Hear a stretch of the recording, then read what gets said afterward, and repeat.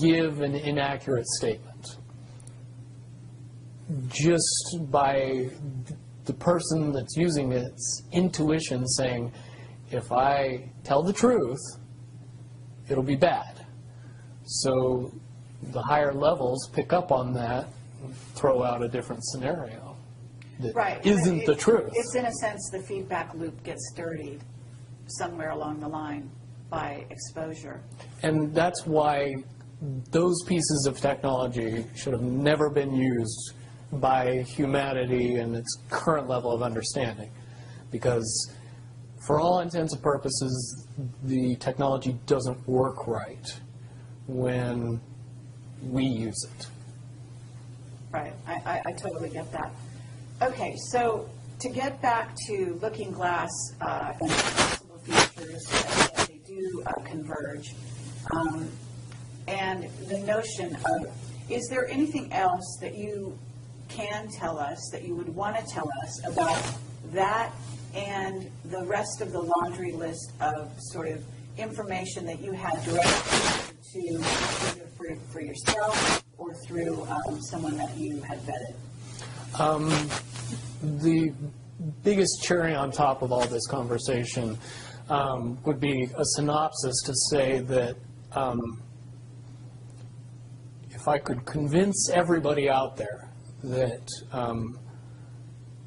for all intents and purposes, what we believe to be true eventually becomes true.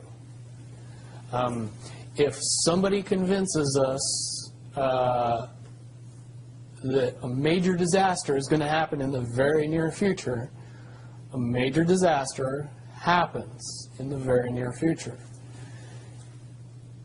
If we don't buy into that fear and accept that there is really nothing that we know is going to happen, and accept of whatever happens,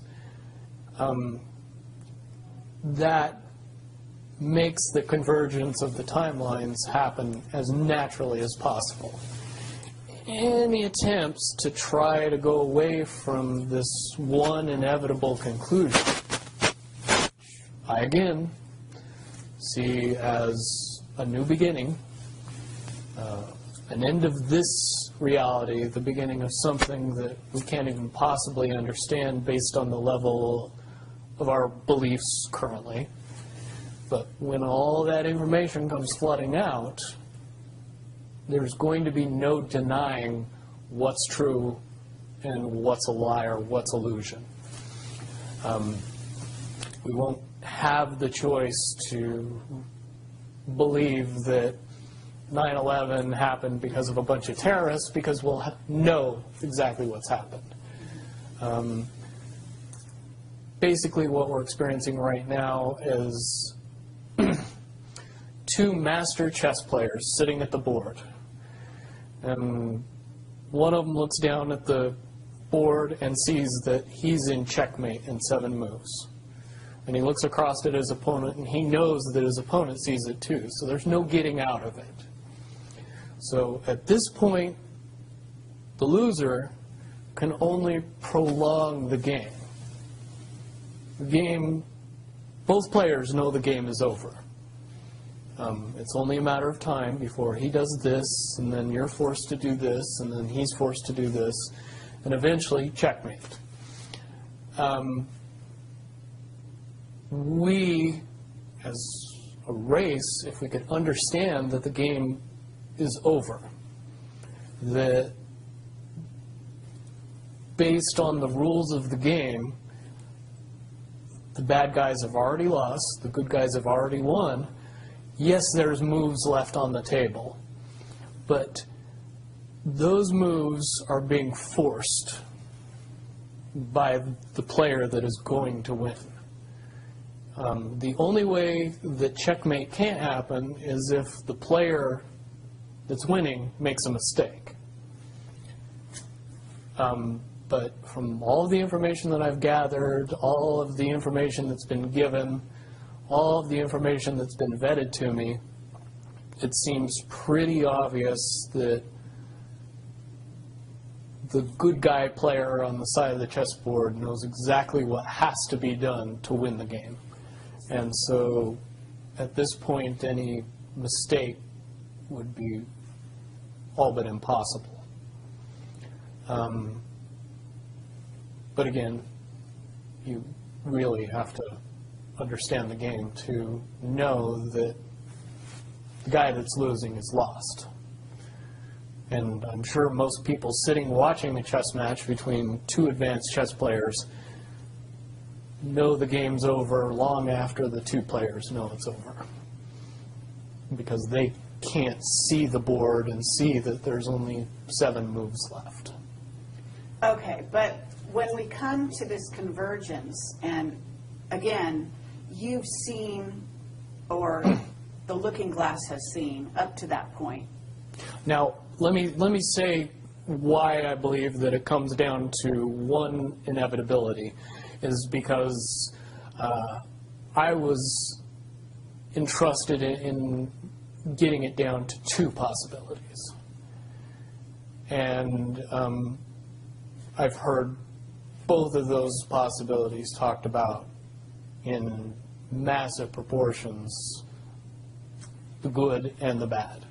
Okay, do you want to talk, so can you, in one sentence, say what the good was and the bad was, or are you able to do that? To most easily put it to people, I suppose. one scenario is what most people would understand to be ascension, or an evolution of consciousness that brings us out of the cocoon and turns us into a butterfly. Timeline 2 is some kind of major global catastrophe that drives most of us underground and leaves a few of us on top to fend for ourselves. Very well put. Okay. So I would imagine, and you can... But I would also like to point it out that they call Timeline 2 Timeline 2. It seemed very odd to me that even back then it was identified as not 1. And that Okay. one is the... One didn't get talked about. Okay, one is the one that involves what in essence would be ascension, or moving into, from the cocoon to the butterfly. Okay. But I believe, based on what you're telling me, that they would have used a lot of people like you that had a proclivity for being able to see the future, to be what is a sort of an advanced psychic remote viewer, whatever you want to call that, and looking glass, to posit these potential futures, to go up to that point and to view it, and that you're just one of many. Wouldn't you agree? I would agree. And back in 1991, when I began my little adventure in the military, I would say that it was pretty obvious that there wasn't very many of us. However, you go 20 years into the future, and you find out that it's coming to the point where there's a lot of people that have that ability, that are inherently realizing that ability, and are able, through some unknown extraordinary means, to develop that ability inside themselves without any outside help or assistance.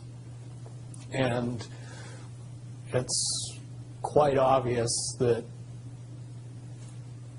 as far as advanced intellectual abilities, as far as simple intelligence levels and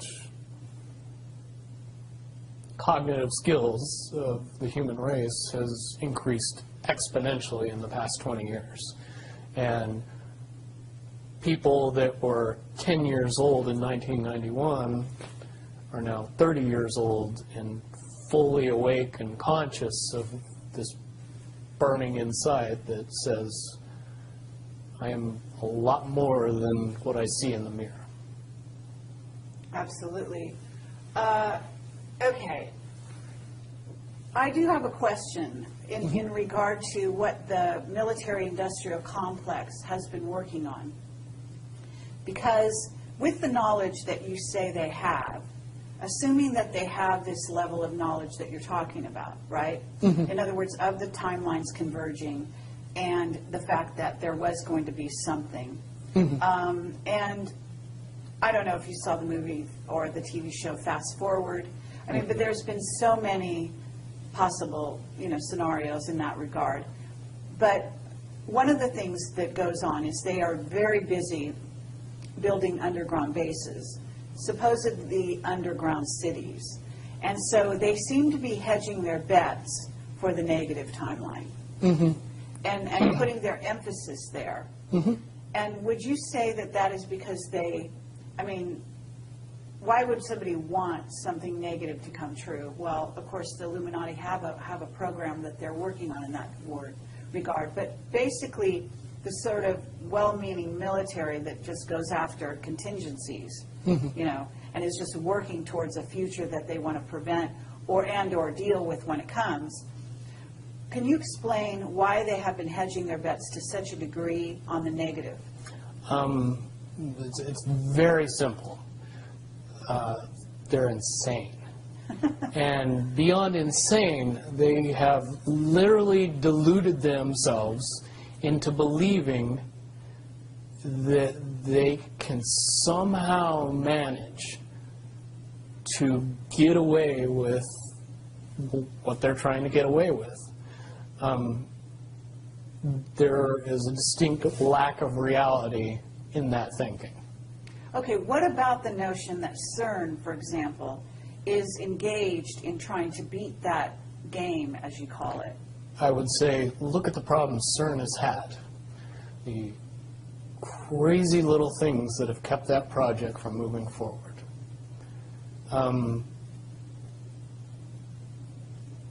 Certainly, they have never even come close to getting that project to the level that they want it to be to do what they really want to do with it.